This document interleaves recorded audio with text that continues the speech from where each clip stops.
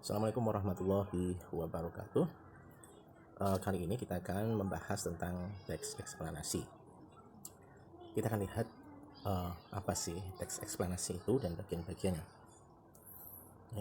Teks eksplanasi terdiri dari pernyataan umum, ya, pembukaan. Biasanya ini berisi tentang fenomena yang akan dibahas. Fenomena itu apa sih? Fenomena itu adalah kejadian atau peristiwa yang akan menjadi topik pembahasan. Bisa kejadian alam, bisa kejadian sosial atau masyarakat, dan sebagainya. Kemudian bagian yang kedua adalah deretan penjelasan, ya, terdiri dari isi, kemudian urutan dan penjelasannya, ya. Jadi menjelaskan fenomena itu secara kronologis bisa, ya, berdasarkan teorinya juga bisa, gitu ya. Kemudian interpretasi adalah kesimpulan, ya, atau tafsiran dari penulis itu mengenai kejadian yang sedang dibahasnya. Jadi bisa disebut sebagai inti atau isi dari pembahasan atau kesimpulannya. Oke. Jadi apa sih teks eksplanasi itu? Teks eksplanasi merupakan teks yang menjelaskan tentang proses terjadinya atau terbentuknya peristiwa alam, ilmu pengetahuan, sosial, budaya, dan lainnya. Teks eksplanasi berisi fakta yang dapat menjawab pertanyaan tentang bagaimana dan mengapa suatu fenomena itu bisa terjadi. Misalnya tentang fenomena COVID-19. Ya. Kemudian kemarin saya membaca teks eksplanasi tentang asal mula tari jaranan atau jadilan yang sering kamu lihat di desamu itu, ya. Itu ternyata berasal dari kerajaan Jenggala Kediri, menikah dengan seorang putri dari kerajaan Jenggala Kediri menikah dengan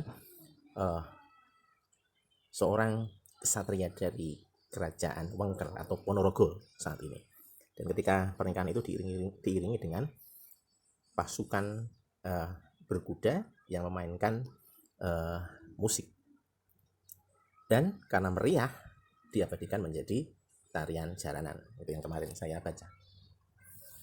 Struktur teks eksplanasi terdiri dari tadi, ya, pernyataan umum atau pembukaan, kemudian deretan penjelas atau isi, mengapa bisa terjadi, kemudian interpretasi penutup atau kesimpulan dari penulis.